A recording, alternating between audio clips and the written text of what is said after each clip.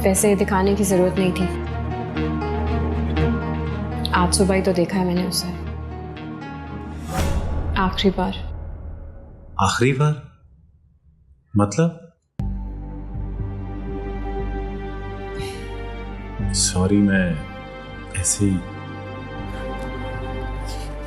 आपने बताया नहीं कि ये बेटी को क्या हुआ है? पानी की कमी हो गई थी जिसमें, जिसकी वजह से कमजोरी हो गई थी। इसमें मैंने सीरप लिख दी है।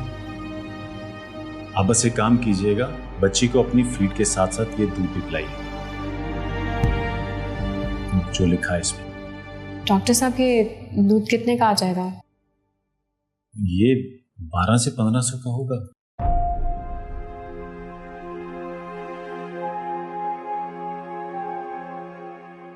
कोई प्रॉब्लम है?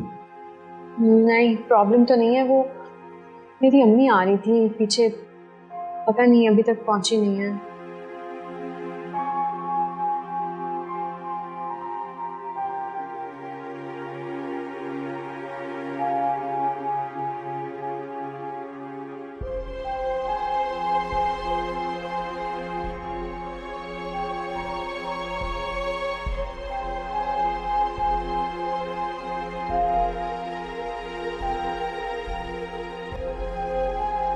मॉम, आपके लिए खुशी की खबर लाया हूं। क्या? रिया जिंदा है। ये तो बड़ी खुशी की बात है बेटा, मगर तुम्हें किसने बताया? फलीहा ने। चलो अच्छा है, अब फरीशा का शौहर भी रिहा हो जाए। मॉम, मैंने सोचा है कि रिया को यहाँ ले आऊं। जैसा तुम्हें अच्छा लगे बेटा। मेरी लड़ाई तो तुम्हारे पापा से थी, अब जब वही नहीं रहे तो लड़ाई कैसी? चलो तुम फ्रेश हो जाओ, मैं तुम्हारे लिए चाय लाती हूँ। थैंक यू मॉम, प्लीज साथ पकोड़े और चिप्स भी बना ले। अच्छा ठीक है, मैं लाती हूँ। Thank you. इसमें मैंने मेडिसिन लिख दी है, आप रिसेप्शन पे जाके ये दिखा के मेडिसिन ले लें। ओ ले ले ले ले ले ले। Bye bye. Thank you doctor. Welcome.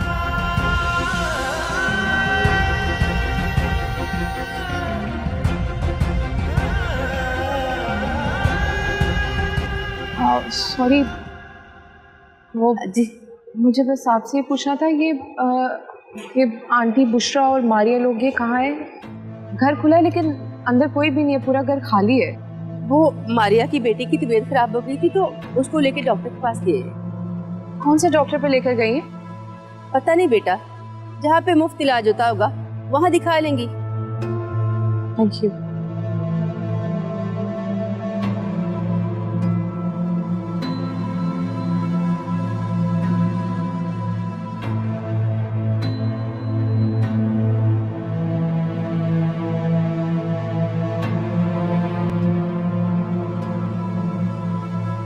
Sir वो डॉक्टर जमशेद आज लेट आएंगे। सर एक इमरजेंसी पेशेंट आया, उसकी हालत बहुत सीरियस है। ओके, मैं देख लेता हूँ।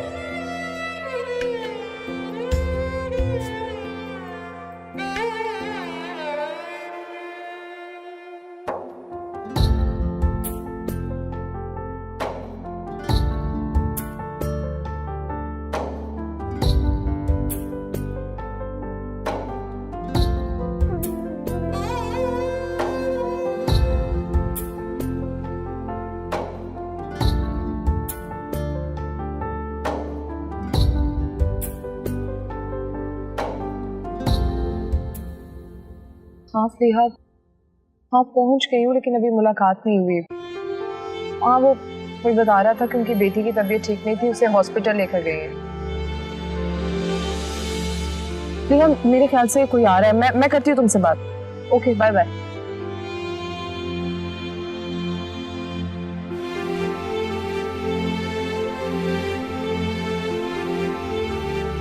अस्सलाम वालेकुम, मैं फरीशा, एडवोकेट फरीशा।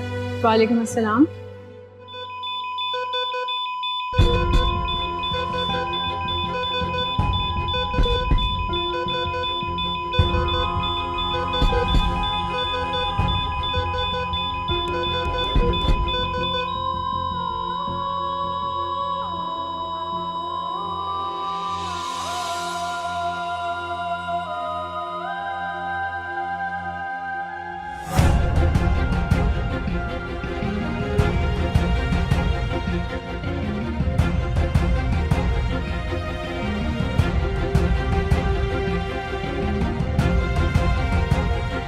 इनके साथ कौन आया? सर वो भाई थे। सॉरी मुझे आने में देर हो गई, वो आपकी अम्मी ने मुझे। आप आइए, अंदर आइए।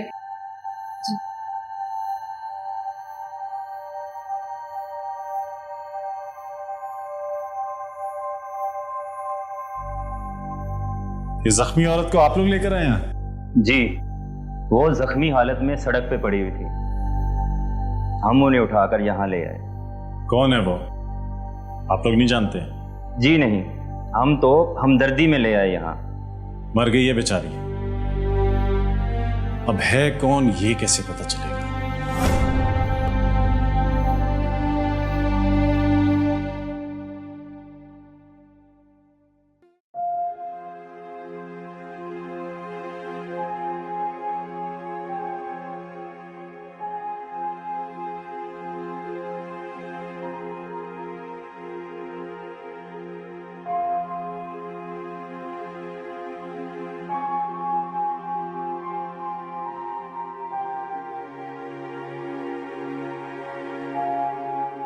आप बैठे ना, खड़ी क्यों हैं?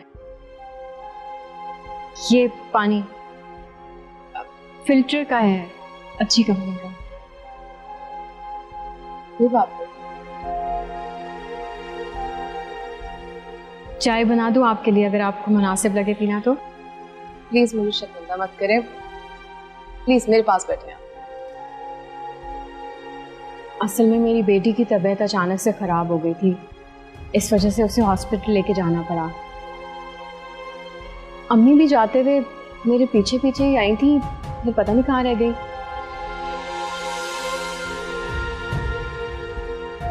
वो थक जल्दी जाती है ना। वैसे भी कहते हैं कि बेटियों के दुख का बोझ वालिदैन को थका देता है।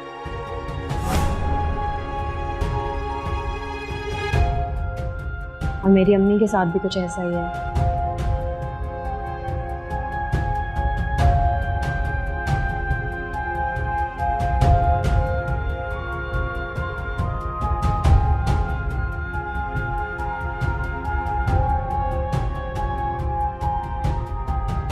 बहुत देर कर दी ना मैंने आने, शायद अभी हमारी फोन पे बात हो रही होती।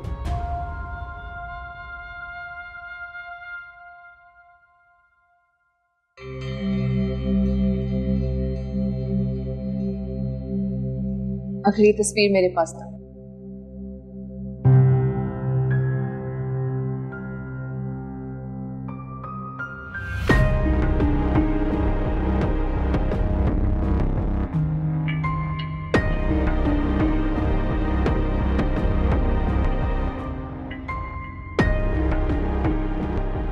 पुरानी है ये।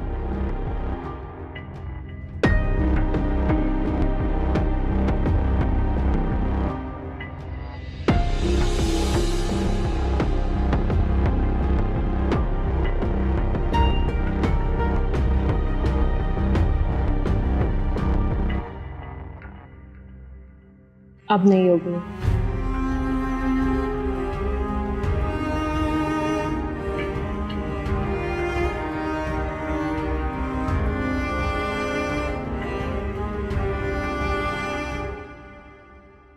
ये मेरी तस्वीर है।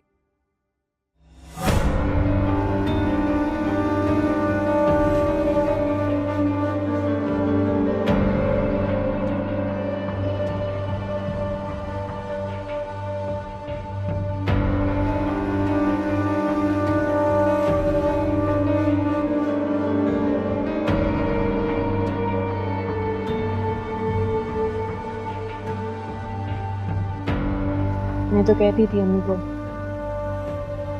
ये केस लड़ने कोई नहीं आएगा। ये केस तो शुरू होने से पहले ही खत्म हो गया। ऊपर से तकदीर का करना देखे, केस भी उसी को दिया जो। आप प्लीज मुझे गलत मत समझे। इन्हें मुझे डॉक्यूमेंट्स दिए थे लेकिन मैं पढ़ ही ना सकी। इसी गलती की मुझे सजा मिली। खुदा ने तो मुझे वक्त से पहले रास्ता दिखाया था, लेकिन मुझसे लापरवाही हुई। अगर मैंने ये लापरवाही ना की होती तो आज मेरे घर में भी खुशियां होती, मेरे अब्बू जिंदा होते।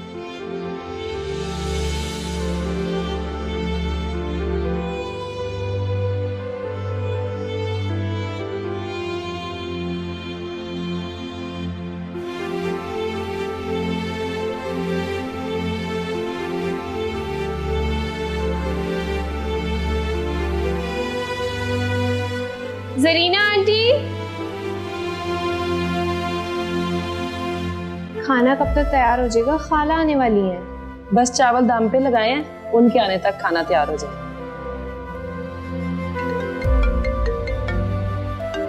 इसे क्या हो गया? हाँ अकील। सॉरी फ्रिया, वो मॉम थोड़ा एक्साइटेड हो रही थी जब से रिया का सुना। अगर तुम्हारी फरीशा से बात हो गई है तो मुझे बता दो, मैं मॉम को मिलवा लूं। नहीं, फरीशा अपने कुछ मामलात में उलझ गई है, और सच बताऊं तो मेरे भी जहन में नहीं रहा उससे पूछना। तुम्हें बताया था ना, खाला भी आ रही हैं। तुम बता रही हो फरीशा का किन मामलात में उलझ गई है वो? अभी कुछ नहीं कह सकते। अच्छा चलो, मुझे ये तो बता दो कि लकी भाई कौन से हॉस्पिटल होते हैं, मैं खुद जाके मिल लेता हूँ उनसे। हाँ, वो वीक में 3 दिन नेशनल हॉस्पिटल में होते हैं और बाकी 3 दिन किसी ट्रस्टी हॉस्पिटल में होते हैं, लेकिन ट्रस्टी हॉस्पिटल का नाम नहीं पता मुझे। चले कोई बात नहीं, मैं जाकर पता कर लूंगा।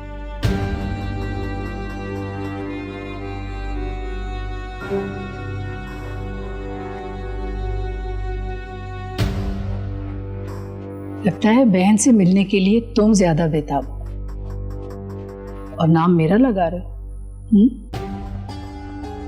सही कह रही है मॉम। जब से पता चला है कि मेरी बहन जिंदा है तो इस रिश्ते की ज्यादा कदर हो। काश हम शुरू दिन से ही जिंदा रिश्तों की कदर करें। अच्छा, वो फरीहा बता रही थी कि उसकी खाला आ रही है। जहां तक मुझे याद है वो तो अपना मरना जीना खत्म करके गई थी। लगता है कि उसे भी रिश्तों की कदर का पता लग गया, तभी तो वापस आ रही है।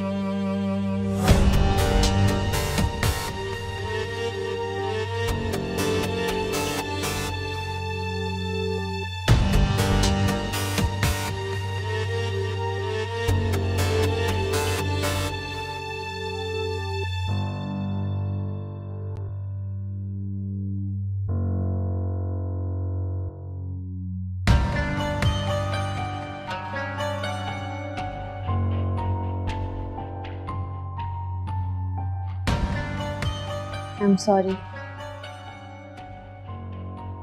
मुझे नहीं पता था कि आपकी कहानी भी मेरी कहानी से जा मिली।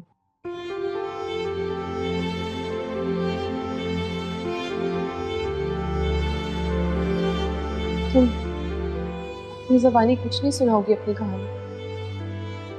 मेरी कहानी तो पुरानी हो गई, आपकी तो अभी चल रही है।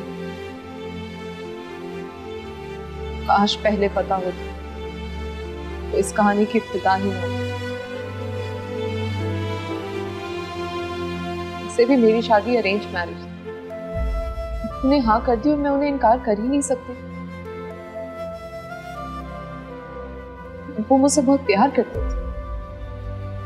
क्या इत्तेफाक है ना, आपने अपने अब्बू की हाँ में हाँ मिला दी और मेरी अम्मी ने मेरी हाँ में हाँ मिला दी। कहाँ आपने कुर्बानी दे दी अपने अब्बू की मोहब्बत में, और यहाँ मेरी अम्मी ने मेरी मोहब्बत में कुर्बानी दे दी। जो पेपर्स मुझे मिले थे उनमें मैंने पढ़ा था कि तुम्हारी लव मैरिज थी। फिर तुम्हारी जायदाद वगैरह सब उसकी मोहब्बत के एतबार में खो दिया मैंने। उस वक्त तो कुछ समझ ही नहीं आई। काफी बहस हुई अम्मी से जब शाही घर दामाद बनने को तैयार हो गया। मैं कुछ समझ ही नहीं पाई कि मैं यही सोचती रही कि वो सब कुछ मेरी मोहब्बत में छोड़ आए। फिर शादी हो गई। फिर शादी की रात खानदानी अंगूठी पहनाई मुझे। क्या हो गया अगर तुम्हारे अब्बू नहीं माने शादी के लिए? मारिया है तो हमारी खानदान की बहू, इसलिए उसे ये खानदानी अंगूठी पहनाना सलामी में मैं लेकर आया हूं। ये की तरह थी। हाँ, ये I really hope you like it.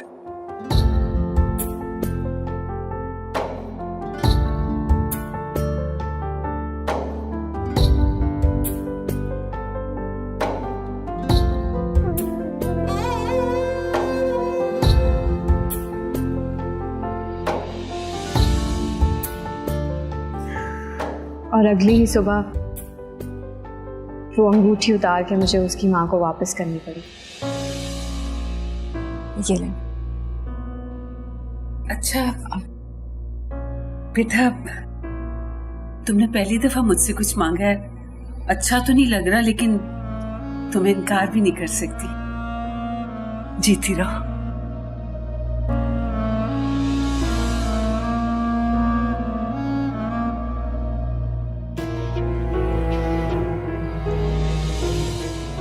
फरीशा,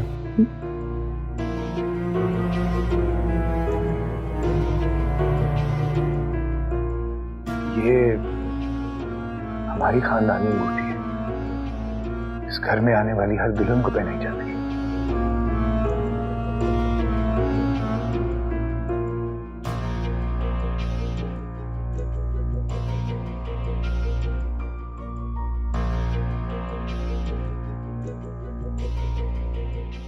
एक खानदानी अंगूठी मेरी माँ की भी तुम्हारे हाथ में थी।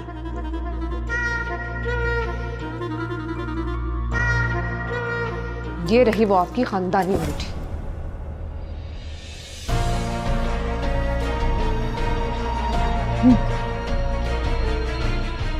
फिर उसी दिन उसके अब्बा आ गए हमारे घर में। काफी हंगामा खड़ा किया। पता नहीं कुछ कर्जदारों की बात कर रहे थे। और उसके जाने के बाद जब शाजमान से मैंने पूछा तो उसने मुझे एक नई कहानी सुना दी। जो शिपमेंट मैंने मंगवाई थी उसमें इनसेन प्रॉफिट्स थे। मार्केट में मेरी बात हो चुकी थी। बस यूं समझ लो कि माल आने से पहले ही बिक चुका था। बस डिलीवरी देनी थी और पैसे देने थे। लेकिन गवर्नमेंट ने वो कमोडिटी ही बैन कर दी। बहुत नुकसान हो गया, बर्बाद हो गया। और ये कौन लोग हैं जिनसे कर्जा लिया तुमने? अच्छे लोग। तो फिर बुरे क्यों हो गए? जब कर्जा लेना था तो बहुत इस्लामी बातें कर रहे थे कि हम बेरोजगारों को सपोर्ट करते हैं।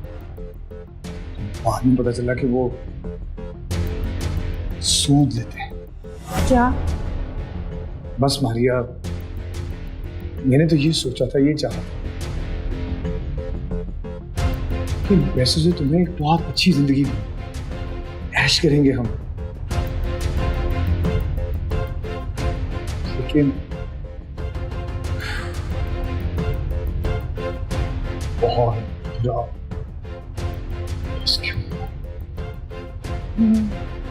लॉस भी तो इसीलिए हुआ कि सूद के पैसे बिजनेस में लगाए थे। सही कह रही है तुम।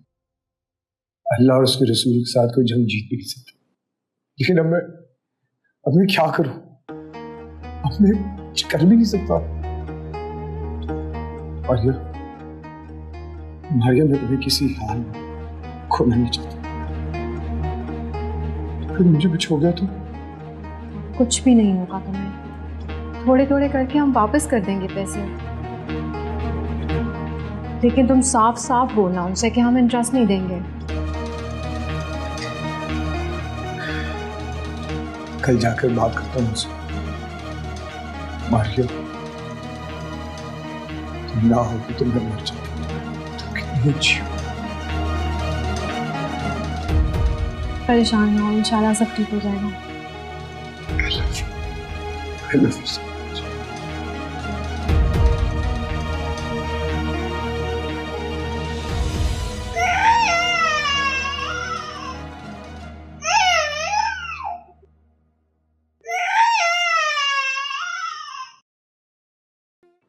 तुम्हें जरा भी शक नहीं हुआ?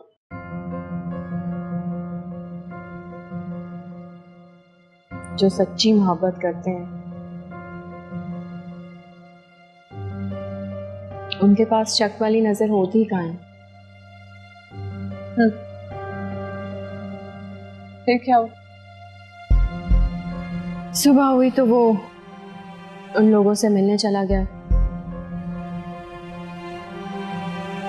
वक्त गुजरता जा रहा था और मेरी परेशानी बढ़ती जा रही थी। मुझे देख देख कर मेरी अम्मी परेशान होती जा रही थी। सुबह से रात हुई और अचानक घर का दरवाजा खुला।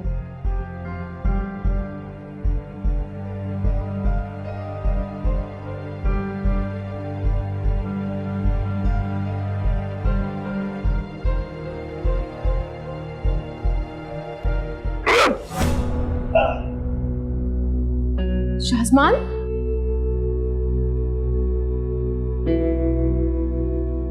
ये क्या बदतमीजी है? कौन लोग हो आप? हमारा तारुफ ये बहुत अच्छी तरीके से करवा देगा।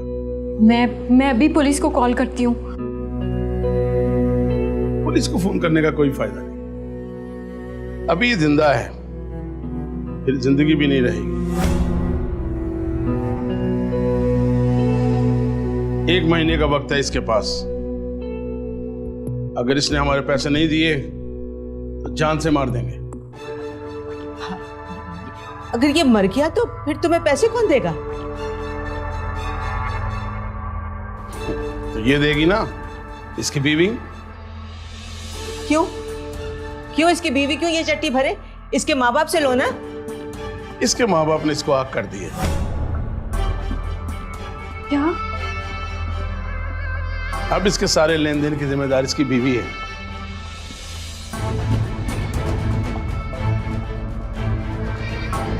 जिसके लिए इसने कर्जा लेके बिजनेस करना था। 1 महीना, याद रखना। थोड़े थोड़े करके पैसे दे देंगे। कितने थोड़े थोड़े करके दे दें? 75,000 रुपया हर महीने इंटरेस्ट है। क्या?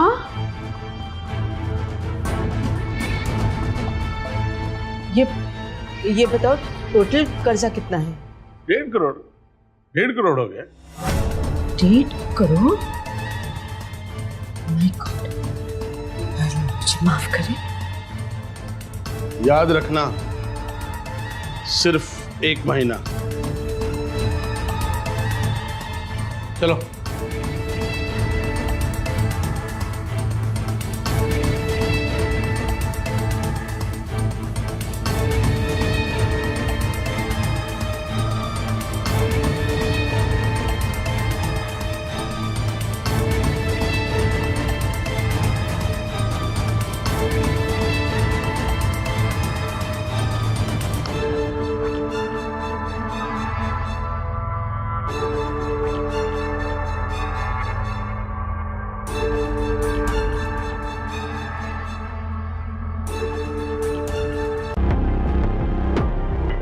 एक मिनट।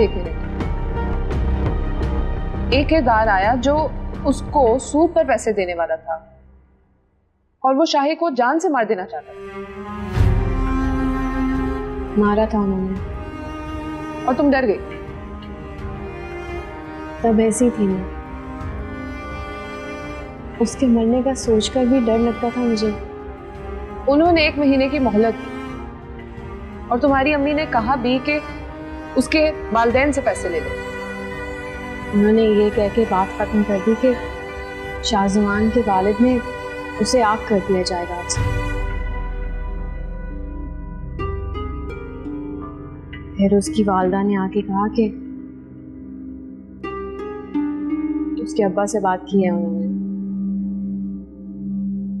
उनका ये कहना था कि जिसको सुख देने के लिए इसने ये सारे कर्ज लिए हैं वो ही सारे कर्ज उतारे।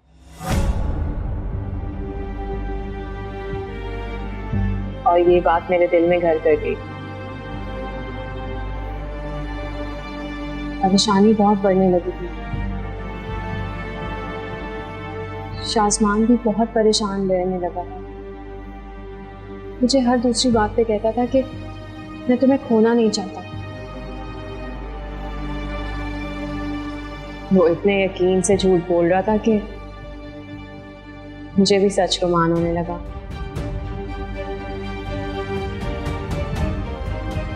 फिर एक दिन उसी ने मुझे मशवरा दिया तो मैंने अपनी अम्मी से बात की।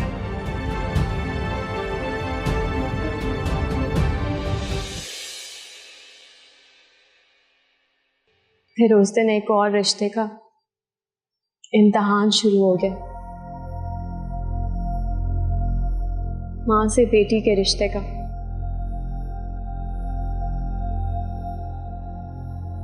मेरी अम्मी बेवा है, अपनी बेटी को बेवा होते नहीं देख सकती थी।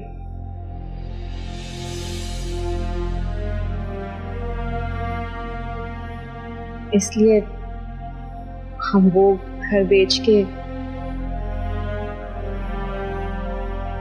इस गिरवी के घर में आ गया।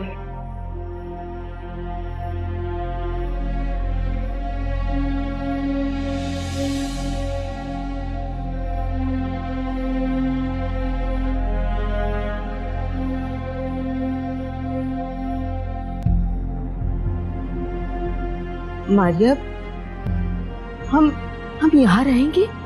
जी अम्मी, मैं शाहजमान के साथ आके घर पसंद करके गई थी। मेरी पसंद है। अच्छा लगा आपको? बेटा, जब औलाद पसंद करने के काबिल हो जाए ना तो माँ बाप की पसंद खत्म हो जाती है। अम्मी, आप फिक्र ही ना करें। सिर्फ 1-2 सालों में, 1-2 सालों में मैं आपको उससे बड़ा बंगला दिलवाऊंगा। फिलहाल हमारा जो छोटा सा बंगला था वो तो निकल गया,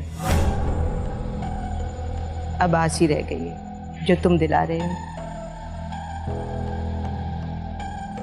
अम्मी, दिल छोटा क्यों करती हैं आप? मुझे अपने प्यार पे पूरा यकीन है। अगर इन्होंने कहा है तो अपनी बात पे पूरा उतरेंगे। मैं आपको आपका बेटा बनकर दिखाऊंगा। आप फख्र किया करेंगे मुझ पे। बेटा, इस फख्र को फिक्र ना बना देना। मुझे अपना नहीं लेकिन अपनी बेटी का दुख देखा नहीं जाएगा। आपने ये सोच भी कैसे लिया कि मेरे जीते जी इसकी जिंदगी में कोई दुख भी आएगा कभी? ये जो तुम दावा कर रहे हो ना, मुझे डर है दुख ना बन जाए। वादा रहा, सिर्फ 1 साल, उसके बाद आप खुद कहेंगे दामाद हो शाहजमान जैसा। अल्लाह करे ऐसा ही हो। चले अंदर? हाँ, चलो।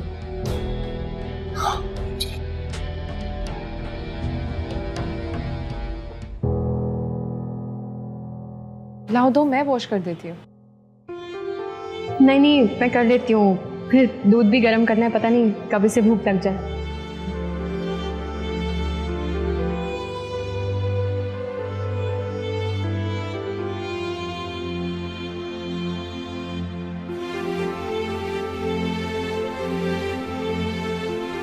फिर यहाँ आकर उसने क्या बहाना किया? सुबह काम की तलाश में जाता था और रात को वापस आता था।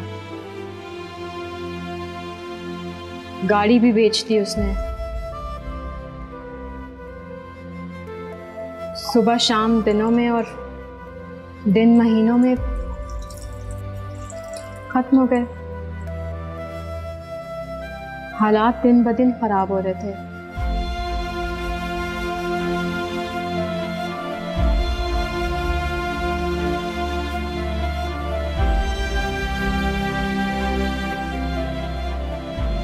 एक महीना हो गया। सुबह तैयार होके जाते हो और शाम को वापस आते हो। जानते हो तुम्हारे जाने और आने में मेरा सारा वक्त ख्यालों की बुनती बुनने और उधेड़ने में निकल जाता है। ओह माय गॉड मारिया, कोशिश कर तो रहा हूं, आई एम ट्राइंग ना। अब क्या करूं? किस्मत साथ ही नहीं दे रही। कोशिश और किस्मत, ये दोनों ही लफ्ज हमारी नाकामी का बोझ बहुत अच्छे से उठा रहे हैं। नाकामी भी हमारी किस्मत से जुड़ी होती है मारिया। और किस्मत किससे जुड़ी होती है? और किस्मत किससे जुड़ी होती है? रिस्क किसकी किस्मत से आता है जानती हो तुम? रिस्क तो हर इंसान के अपने नसीब का होता है। लेकिन शादी के बाद रिस्क बीवी की किस्मत से आता है। और शादी से पहले भी तो मर्द कमाते हैं। वो रिस्क किसके नसीब का होता है?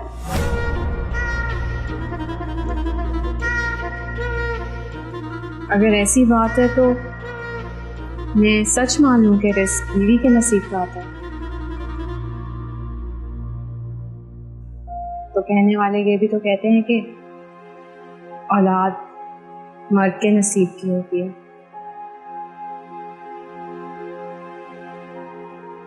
और हमारे घर में ना तो रिस्क है और ना औलाद की खबर। औलाद तो अल्लाह की देन है। तो रिस्क भी तो अल्लाह ही देता है। बस इंसान को चाहिए कि वो नेक नियति से मेहनत करे। तुम्हारा ख्याल है कि मैं मेहनत नहीं करता? सुबह से शाम तक धक्के खाता, कोशिश करता, नहीं मिल रहा तो मैं क्या करूं?